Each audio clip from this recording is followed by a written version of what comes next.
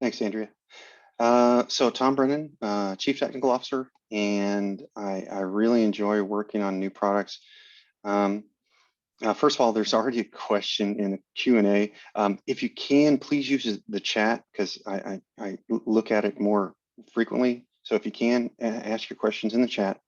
Um, as far as, is there a Sol-Ark suggestion box that you can send product requests to?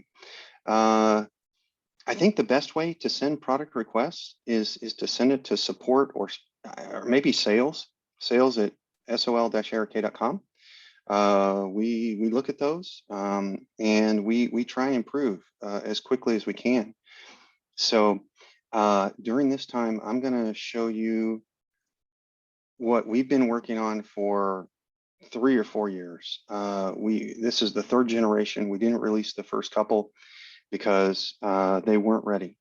And so we're going to talk about the Sol-Ark microinverters, how they're different, how they can be used with ESS systems to make it more affordable. And anyway, we'll talk about our M-1000, which is a dual channel micro, and the M-2000, which is a quad channel micro. And there are benefits and drawbacks to using microinverters, but we'll see all about that. Okay. All right. So first of all, I just, for those of you that didn't see yesterday, our core purpose at our company is powering families through life. And we focus on reliability and on innovation. And we use that innovation to make it more affordable for ESS systems, for families and their businesses. We use our own products at our own homes and our own businesses. And that's who we are, is to continue to drive down the cost. And I'm going to show you how we do that via a multitude of ways. Okay. One thing I do want to note is that we're not perfect. We appreciate all the positive feedback on Energy Sage and solar reviews, but we make mistakes and we're not perfect. We try and add many new features to software features to the product, and sometimes hardware features in new products. And sometimes we end up breaking things and then having to fix those. So while we continue to try and improve, we still have ways to go. And anyway, part of what I'm going to be showing you in our new products is how we've been improving and how we've been listening. Okay, so with that, I think I'm pretty sure I could do a poll, but I'm sure almost everybody in here has done grid tie systems, and people have done microinverters or at least string inverters. Or if they haven't done micros, they've done the DC optimizers with SolarEdge. So anyway, the microinverter simply converts it gets installed outside at the PV panel, usually on either on the PV panels themselves, if they're talking duals, or on the railing, if we're talking quads, and it converts the PV power directly to AC, either 208 AC or 240 AC, and then travels down to our main service panel. You'll notice we didn't do single microinverters because they're not very cost effective. It's far more cost effective for us to do a dual or a quad and to make it more affordable for you. The nice thing about micros is they're very, very simple to install, really challenging to make mistakes in the installation process. They are for grid tie only, but you'll see how we can use these for off-grid applications as well, or grid down situations. So they include the rapid shutdown built in, and our gateway is optional. You don't need it, and we'll get more into that. We actually include Wi-Fi is built in, Wi-Fi, Zigbee, PLC power line communications through the AC cords. Some of the other things is that you don't have to buy a trunk cable with our solution.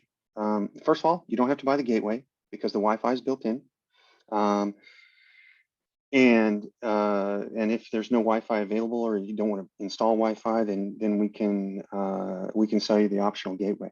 But that adds cost significantly. Second of all, the trunk cables, they're all built in. We use a 4-meter trunk cable so that you don't have to go buy extra gear. That saves in installation cost and losing of parts and having to go get additional certain parts. So anyway, okay. So let's take a look at some of the specs of our dual and our quad channel. I'm going to have to rearrange a little bit of my stuff. One of the things that makes us unique is we wanted to be able to produce a lot of power. A lot of the competition is in the 320 to 370 range in terms of power per channel, and we see that the wattage on panels continues to increase.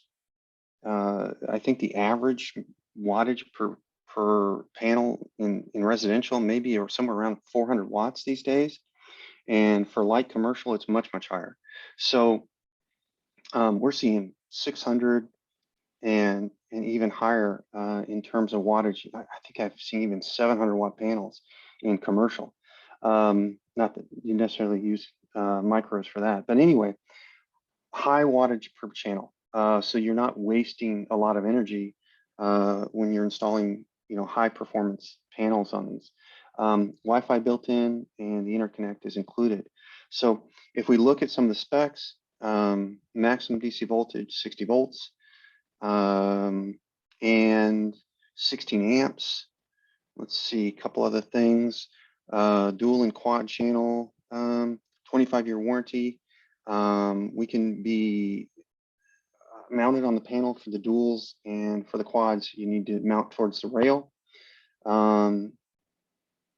Again, really high power and can be installed in multiple applications. So that's, I think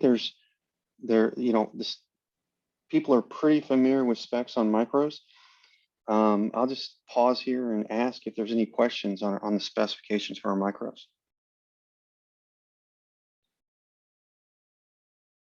Shading per channel. Oh, okay. There is an MPPT per channel. So we're not combining two panels and going into an MPPT. There's optimization per panel and monitoring per panel and so forth. So shading, not a deal. No big deal.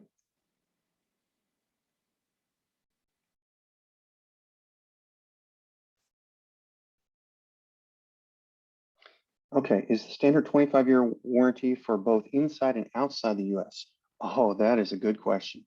The 25-year warranty is standard in the US, Canada, and Puerto Rico. Everywhere else, we deal with a 10-year standard warranty.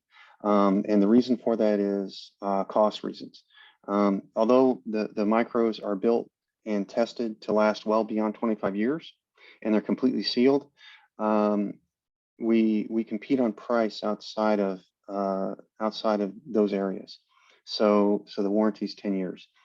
Is the monitoring all local or via the internet? Oh, another excellent question.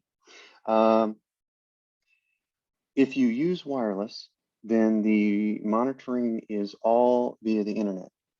If you want to get our gateway, then you can monitor it locally as well. So you don't need the internet if you buy our gateway. Do you have a failure rate yet established? Yes, I do, and I'm not telling you. We wouldn't come out, this is our 3rd generation, and we wouldn't come out with it if we didn't think it would last. Okay. Okay, 500 watts per channel, but up to 600 watt input. Yes, 600 watt. I think we could probably test greater than 600 watts, I don't think it'd be a problem, but we need to check some specs there. Let's see. Oh man, all these warranty deals. Okay. Does the 25-year warranty have a labor reimbursement component? I'm the chief technical officer. I'm not the person to answer that question. That's in operations. Can it work with older 185 watt panels? If so, what are the drawbacks? The drawbacks, older 185 watt panels are typically 18 volt panels, from what I'm familiar with. I think I think their MPPT is their MPPT range is a little bit low, and you might have to string two 185 watt panels in series would be my best solution. Does the gateway communicate over the power lines or wireless? Actually, the gateway. Oh, okay. So the gateway, I don't have a dedicated slide on that, but the gateway communicates to the home via either Wi-Fi or Ethernet. And the way the gateway communicates to the micros is power line communications, the PV power line communications or AC lines, or it communicates via Zigbee, which transmits much better than wireless or Wi-Fi. So those are the two ways it communicates. These appear to be metal enclosures, unlike in-phase. Does that add a grounding requirement? No, it does not. There is a ground inside the wiring itself. So the outside case does not have to be grounded. What are the connection plugs? These are standard plugs that we're familiar with. I'd have to look up which one it is. It's a standard connection type. We can give you additional females or males as needed, but typically what you'll do is you'll take off the plug to do the AC portion, and then just cap the ends. If we AC couple to Sol-Ark 12K, how does the 12K restart? Oh, wow, man, these are all great questions. And we're on slide number 2 or 3. If we AC couple to the Sol-Ark 12K, how does the 12K restart in a low battery situation without the microgrid for micros to operate versus DC? Okay, so we have a dark start capability in the Sol-Ark ESS systems that allow the battery to run all the way down to 0 or the BMS to shut off in the lithium battery, and then when the sun comes back up, the PV that's DC coupled starts charging up. It starts powering the system first, and then what it does is it starts charging the battery and brings that battery until the BMS turns on, or even a lead acid battery, and brings it all the way up from 0. So DC coupled ESS is automatically built into our hybrid systems. As far as the AC coupled, when we AC couple, whether it's our micros or someone else's micros, what we do is we only do this in battery percent operation, or if we have battery comms. But what we do is we shut down the system at a certain stopping point, and then we wait for the next morning. And so we're conserving battery life a huge amount. And the next morning, once the morning starts, we will start back up the system for about 10 minutes and see if the micros kick on. And if they do, boom, then we start charging the batteries off of the micros. So we have a dark start capability even if we AC couple, if we're in battery percent mode, and even better if we have battery comms to the battery so that we know the battery percent. So that's how we do it. Now with our micros, we can do it a little bit differently there. We don't have to wait 300 seconds to restart the system. We can start charging within a very short period of time. Okay, does the higher wattage capacity make startup happen later in the day, therefore reducing production? Said another way, how does this work with lower wattage panels?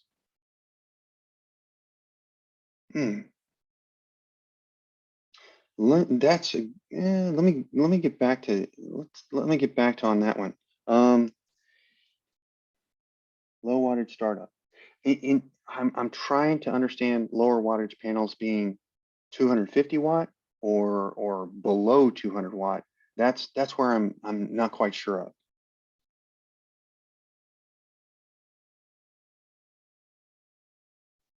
I think the startup is pretty consistent. I think we're pretty competitive. Our startup range is 20 volts. So I think we're competitive and that'll work for low wattage panels in addition. MC4 connectors, yeah, let's see. For the panels, yes, we're using MC4 compatible connectors. How many wires in the AC plugs? There are 3 wires, 2 hots and a ground. There's no neutral. In-phase uses Zigbee on their in-charge, in-power, but it doesn't seem to mesh as you'd expect. Ones further away often lose communication. Does your Zigbee mesh? No distance issues. Oh, I don't know. I have to ask the engineer that did the gateway. I'm not a Zigbee expert. Zigbee mesh. That's a good question though. Is it Zigbee mesh or no mesh? Okay. Sorry, I take notes. And by the way, this, you're welcome to feedback. Okay, our specs sheets available. Not seeing them on your website. No, we don't have these on our website because these are new products and we're not yet taking orders for them. They're in beta testing now. They've been in beta for the micros. They've been in beta testing for years. But anyway, so these will be on our website probably in the very beginning of March. And they'll be for sale at the very end of March or early April. That's when we'll have the ULs, if not sooner. And then another 3 months after that is probably when we'll have the CEC, so California, and being able to tie into the utility grid in California because the CEC takes quite a long time. I think they're getting at, I think what they're getting at is that with other brands in phase, the startup is lower voltage amps on the lower wattage variants with a smaller operating window, so better for low end panels. Let me compare. That's a good suggestion. Let me compare in phase startup versus us. Okay, and okay, does the Sol-Ark throttle the inverters when off grid? Yes. These comply with UL 1741 SA in frequency watt control. So we can use frequency watt adjustment to throttle the micros with our hybrid systems. It's not just an on-off. Okay, so I think that covers a lot of the questions here. And let's get to a comparison. Okay, so having to adjust my screen here. All right. So what I want to do is just show you a lot of the data from other types of other microinverters out there, so that you can see a head-to-head comparison of what we've done and where they're at. So okay. If we look, first of all, Enphase likes to do single channel solutions. I think with their IQ8s, they go up to 380 watts per channel. And they've really increased the price quite a bit. Now, this is not, this is what the MSRP or the retail price would be to a customer. And then you also have to include the trunk cables and so forth. And here is an example of 12 panels of 440 watt panels and what that would cost for the micros. Also, you have the gateway cost. So the overall cost of an Enphase IQ7 would be about $3,000, and the IQ8s would be about $3,500. And so what we do is, just so we can look at this, we take the cost of the micros, what they can produce, and divide that by take the cost, divide by the power of the micros, and this gives us a dollar per watt cost of how much it costs per watt of the micros to produce. And so let's see. Anyway, let's see. There's some other solutions out there. There's Chilicon Power got bought by Generac, and they have a rather nice dual channel solution. Why do I say it's nice? Because it's fairly affordable. It's pretty inexpensive. Now this is kind of a moneymaker for the microinverter companies. The trunk cables. You can only get the connectors and the trunks from them. That's on purpose because that's where they make a lot of their profits. And so there's that. The other thing is gateways. They make a lot of money on gateways, even though it's a little tiny thing. And so you can see the overall cost for the Generac or Chilicon solution is a lot lower than Enphase, about $2,200. And and then also its cost per watt is about 50 cents. So pretty cost effective. Then AP Systems, the QS1 solution, they have a quad channel. Now this is only 300 watts per channel. That's pretty low in comparison to most. But you can see it is the lowest cost. Somebody just said not true. I don't know what not true means. If you could reference what not true means. 300 watts. Anyway, I'm sorry. The AP Systems is only 1,200. It may be able to cover more wattage, but the overall out of a entire quad channel QS1, you can only get 1,200 watts total. Maybe that's where I'm mistaken. Instead of per wattage per channel, but it's 1,200 watts total. Anyway, so you can see here, actually their gateway is more affordable, and I guess they make it up more. Anyway, the overall cost of this solution is the lowest cost. The problem here with the AP Systems is that it can't go any more than 375 watt panels. I'm sorry, 375 watt panels. So you couldn't even use this solution for the example that we've shown of 440 watts. And like I said, I think the average, it's becoming more standard to use about 400 watt panels in residential installs. So anyway, let me see here, a couple questions. For grid tie only usage, do you need anything other than the panel micro? For us, no. It seems like you don't, and can just use an isolated wireless access point for setup, config, and monitoring. That's true. Yes, you don't need anything other than this. Well, I will say you will need some end caps for the trunk cable that's included. So that's the only thing you might need. Okay.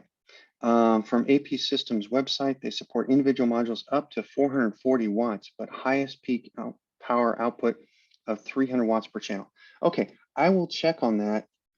The last time I checked when I did this, it was 375 watts was recommended input power. Max recommended input power was that. So that's what I got off their specification sheet. Okay, now let's take a look at us. Okay, let's see. So one of the questions that someone asked is, what gauge wiring are you using for the micro trunk connections? We have to carry, we can do up to 3 per string here. So we have to cover up to 40 amps of wire or 40 amps.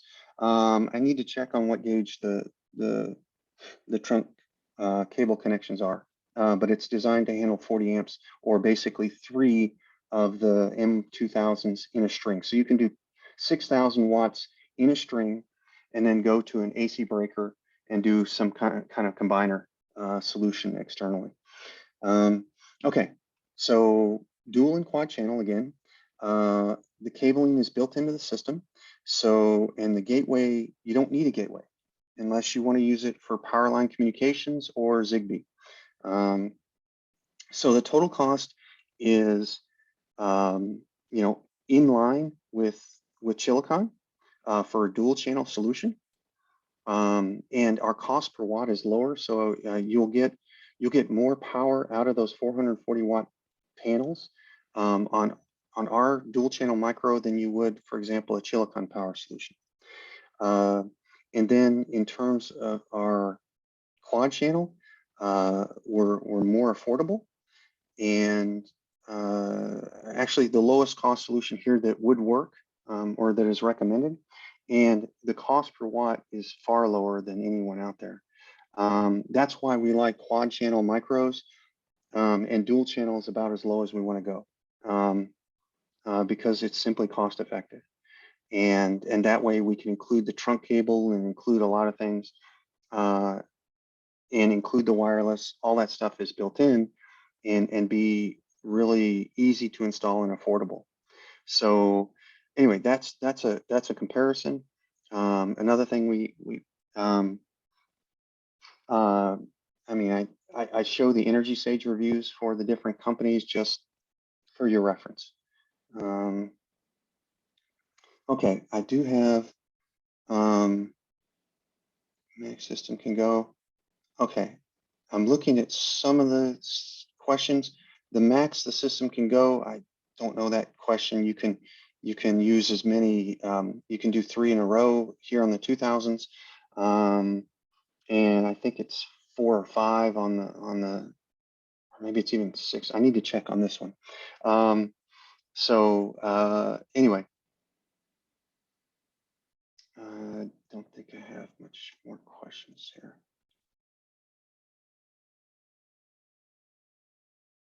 Okay. All right. Okay, good. All right. So, okay. So I want to point out, you know, one of the wonderful things about, you know, yesterday I talked about the 15K and the whole home transfer switch and the Smart Loads 14 and you know, being able to do 14 circuits at 100 amps and being able to remove or shed some of the largest loads if your ESS system cannot handle it. And it makes the overall ESS system much more affordable. The thing about micros is that microinverters or AC coupled systems, when added to an ESS system, you can double or triple the power of the ESS at 1/6 the cost. So during the daytime, if I wanted to instead of DC coupling all of my panels into the Sol-Ark or some other hybrid system, if I AC couple the panels instead, then during the daytime, I can double or triple the output power and only cost another $2,000 or $3,000 or $4,000 in hardware cost. And some of the benefits are I get panel level optimization, monitoring, rapid shutdown, all those same things.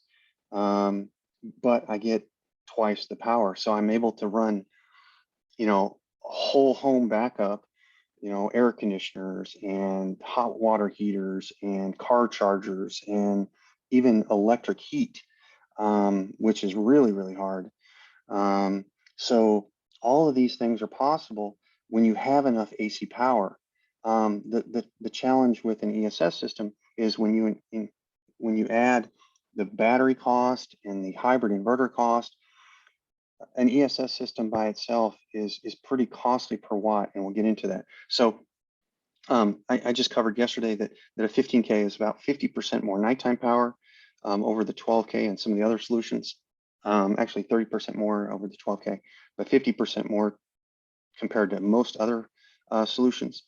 And when we add the micros and the 15K, we're looking at much more power during the daytime and higher efficiency.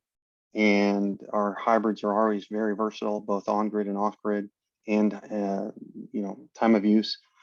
And we're just trying to make it easier to install and a better experience. Let's see. Do you need even numbers of panels in a string to match the channels? No, you do not. You can do odd numbers in a string. Doesn't matter.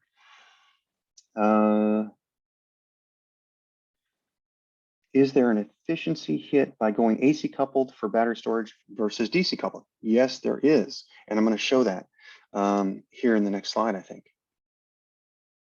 So DC coupled will always be more efficient than AC coupled. It's my preference. But if the customer wants to run as many things as they can when the grid is down, the most affordable way to do that is with adding micros, and we'll show that. And load management too. The load management works during the day and at night, but sometimes you just can't get enough power out of a single ESS system or with the battery bank that's supplied with it. It requires a lot of batteries to produce a lot of power from an ESS. Let's see. Okay. Grid tied without selling back. Grid tied without selling back. You can't. So first of all, are there any, somebody's asking if you can go grid tied without selling back. Well, the 15K, our hybrids can do that.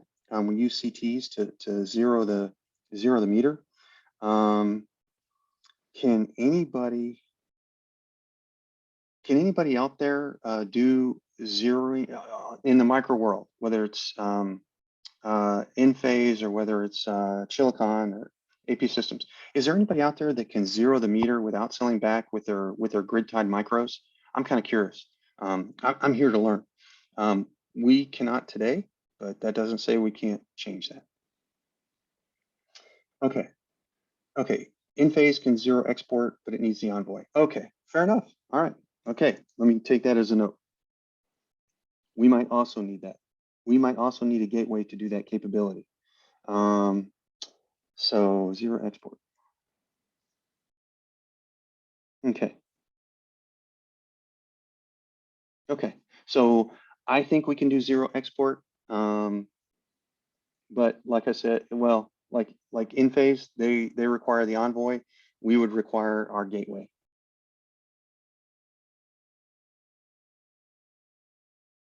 Good questions. Okay. All right. Okay, so here's where we get to a detailed comparison of, different options.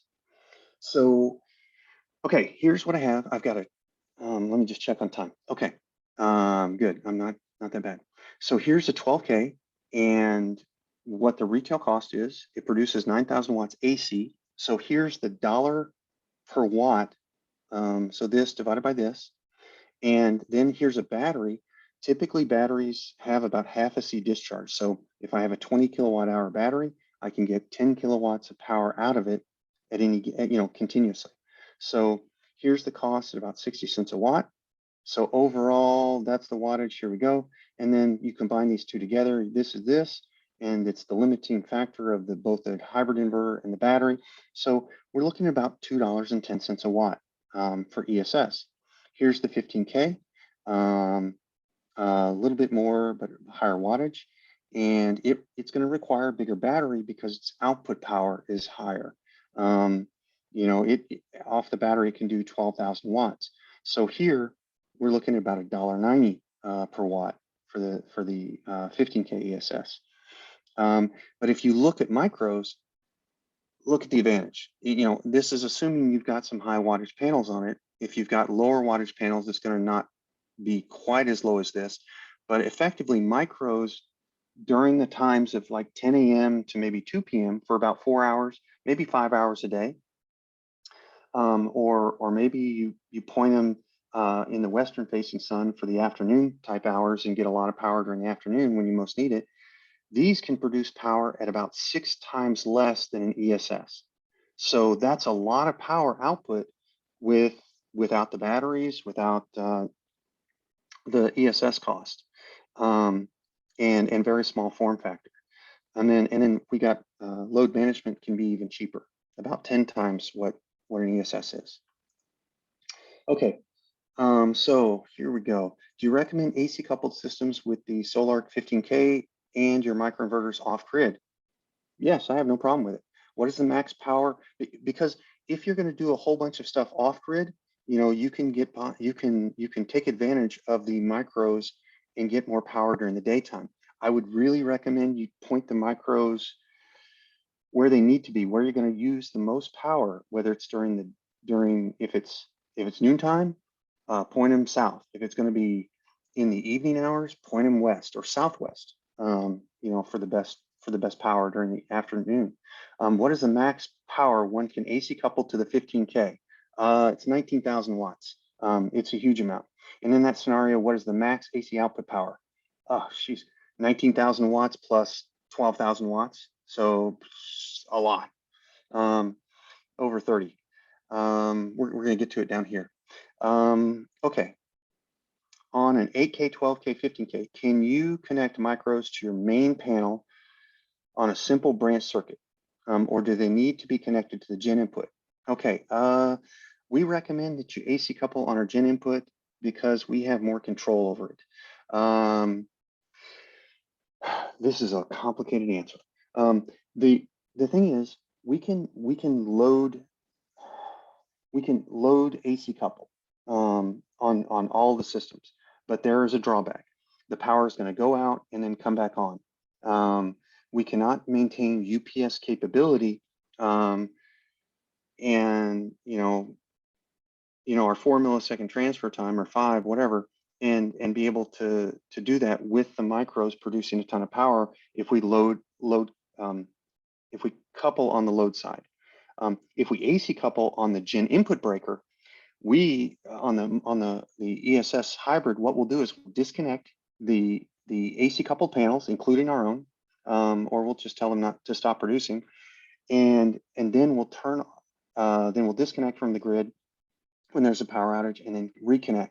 So you're going to get UPS capability if you AC couple on the gen input breaker versus doing it on the load side. So I always recommend the gen input breaker. You can still use the grid input breaker for a generator. Oh, okay. Let's see. Dun, dun, dun, dun, dun. Okay, could you use 8 panels for one 2,000 watt micro? If they meet the specs, why not? Don't care. With Enphase, they monitor consumption and production to allow the curtailing based upon usage, not just battery level. So they can go full power during the day. It looks like you would have a limitation of battery output during grid downtime since the battery would be filling and you don't have the load sense. They monitor consumption and production to allow the curtailing based upon usage, not just battery level. Well, our Sol-Ark, if you use one of our hybrid inverters, we're actually measuring the load output. And so we are able to adjust based upon load, not just whether the battery's full or not. So anyway, David, you can contact me more to discuss this in more detail if you like. My email's tom@solark.com. Okay, so let me go back to this. So here's a couple of examples. If we just have the 12K and okay, and a 20 kilowatt hour battery, you know, I already covered the cost up there. If we add micros and we have 20 panels of 450 watt panels, we can get up to 9,000 watts again, the hours of maybe 10 a.m. to maybe 2 or 3 p.m. And get an additional 9,000 watts. So we get a total of, during the daytime, about 18,000 watts during the day. So we greatly reduce our average daytime power per watt. And then our nighttime is still limited by the hybrid inverter and the batteries. And then here's the advantage of using load management. Again, we're increasing the cost every time, but we're able to handle much more higher loads during the daytime and nighttime. Daytime just using micros, daytime and nighttime using load management. So it's a very effective solution. I like using both load management and micros and ESS systems, given your different need. Okay, all right, thanks, David. He basically said, makes sense, the hybrid, oh, well, you guys can read the chat. I don't need to read it to you. Okay, so 15K. Now this, we need a larger battery. Now here I've put 40 500 watt panels, so you can really see the effects. Here I've added 20,000 watts of micros of PV, and you can see the cost of just a pure ESS system. If I would have DC coupled, I would have had about 15,000 watts of AC power during the day and 12,000 watts at night from the battery. Okay, and here, if we AC coupled, what we did was we just more than doubled the power to 35 kilowatts for about an increase in power of maybe, let's see, increase in cost of $6,000. Is that right? 6, yeah. And so the typical sale to a customer is, I want to disconnect from the grid, and you say, no, you can't afford that. No way. That requires $100,000, $200,000. You can't do it. So the next thing is the customer says, I want to be able to power everything in my house when the grid goes down. And typically the answer has been no, that would require 3 or 4 of these. And that's just not feasible. Oh, actually, wait a minute, let me go back. It would require about 4 of these, 12Ks plus 20 kilowatts of battery.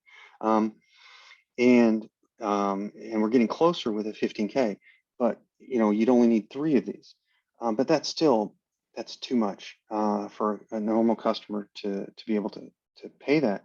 So what we can do is we can just simply add micros to either a 12K and a small battery bank, and for about, let's see, this is $3,000 increase, and be able to power almost everything in the house during the daytime and limited during the nighttime. Likewise, now this is a much bigger house, but $6,000 increase, and yes, I can power almost anything in the house during the daytime within limits. And then adding load management allows me to run a whole bunch of stuff during the nighttime as well. So this is really the power of AC coupling and load management. How many 15Ks can be put in parallel? Right now it's 12. That's what we've tested. Tested much more than that, but that's what we're going for. Okay, so here is a quick comparison. I just want to compare us to Enphase at this point, because they're by far the biggest leader in this market. Now you can go with a low cost, low performance solution, which is a single in charge 10. And oh, okay, I'm gonna go ahead and try and answer this. So these are highlighted red and green, but what you see here is during the daytime, they produce decent amount of power from those, the 10 o'clock to about 3 o'clock time frame. You can get about 7 kilowatts of power here. But during the nighttime, 3.8 kilowatts, that's not going to power squat. So you really can't run it hard. This is a almost non-usable solution. And yet it costs, this is the cost. But hey, it's low cost, right? Instead, what I would recommend is going with either this solution or this solution. This is a DC coupled Sol-Ark 12K, and you can see the efficiency. We'll be able to produce 9,000 watts during the day or nighttime. And you can see the cost of power during the day and the power at night per watt. Now here we AC couple and we use some of our micros. And so we get 9,000 watts from the PV, the AC coupled PV. Wait a minute, that's not right. Hold on. Yeah, actually hold on. Yeah, I think that is right. So 450 times 20 would be, I hope that's 9,000. And also we get the power of the ESS system to help with this. So we get 18,000 watts during the daytime and 9,000 watts during the nighttime. So we have tons of power during the day and decent power at nighttime. Much more better than this. So either of these is a very cost-effective solution compared to a single in-charge 10 in their micros. They're also limited to 366 watts. So if we look at, so that's why the vast majority of in-charge solutions are usually two systems put together. And here we double the amount of battery power, but look at the cost. And the cost per watt at night is really bad. So here's another example where three are used together, and this gets us up to a decent amount of wattage from the battery. But you can see here that the cost is pretty outrageous. And here's a DC coupled solution of a 15K and an AC coupled solution of a 15K. And here, this would be 15,000 during the day, 12 at night from the DC coupled 15K versus 32,000 during the day and 12 at night. So, just huge amounts of power for not that much cost. So this is, and the biggest cost is the added microinverters that you're adding to these systems and the added cost of a little bit of, you're losing about 6% in terms of efficiency loss because you're doing more conversions. So that's the drawback. Okay. So with that, what I'm trying to say here is that, when we add up our solutions like the 15K or the 12K, and we add micros and we add load management, you're really triple the amount of power that you can get out of these other solutions for very little increase in cost over what they are. And that's what we're all about. We're trying to make this affordable for everyone. And also the more power that they have, the less frequent calls they're going to make to the installer about, I just overloaded my battery, or I overloaded my inverter. I can't run this, I can't run that. It's just a whole lot more customer satisfaction for not much increase in cost. So that's why we like, and why we kind of adopted the term limitless power, because that's what we want to do. Anyway, so going back to a few more questions here. Okay. Okay, let's see here. Oh my gosh, we're bringing up the Ford Lightning and it's not even out, is it? I'm not sure. Okay. Will the 12K or 15K be able to coordinate with the Ford Lightning being used as a battery bank at night? I don't know. I don't think so. Anyway, okay, but kudos to Ford for coming out with an electric truck. Taylor Mills, does adding micro to Sol-Ark on the gym breaker somehow allow more grid cell capacity? Up from the 9,000 watts. We currently have a 12.8K DC coupled and see a lot of clipping. 12.8K DC is of course nice to offer wintertime charge. Okay, you're right. So yes, so Taylor, you're right. You could get more out of it during the summer and maybe winter by taking a little bit of the DC coupling off of that and adding a micro, adding maybe a quad channel one, or just maybe one quad channel micro, and being able to AC couple and DC couple. You get more power out of AC, and you'd also get more off-grid capability when the grid goes down. Is an inverter generator needed to keep the micros from shut down due to the power quality being out of range? Is the inverter generator needed to keep the micros from shut down due to the power quality being out of range? Is an inverter generator. Oh, I see. So Paul is asking a question that, will our micros work with like a portable generator or a gas power generator, or do you need an inverter generator to work with them? That's a good question. Wasn't prepared for that one.